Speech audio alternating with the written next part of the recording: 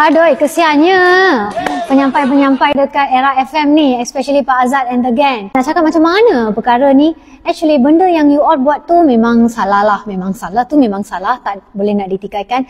Tapi, saya bukan kat sini nak support Pak Azad and the gang. I rasa macam ini merupakan salah tafsir lah. Sebab benda yang ditunjukkan kepada anda adalah sebegitu. Bila pergi ke Thaipusam, berapa orang yang betul-betul bawa susu untuk nak pergi sembahyang, berapa orang yang betul-betul sembahyang, saya tak pastilah. Dengar muzik dekat sana lagi teruk ni, tak apa, baru well you menari macam tu.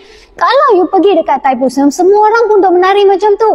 So please lah guys, kalau nak salahkan orang lain terlebih dahulu, betulkan diri kita. Betul ke benda yang kita buat dekat Thaipusam tu? Lepas tu kata nak bawa Saudi, tiba-tiba ada Liverpool, tiba-tiba ada Manchester United.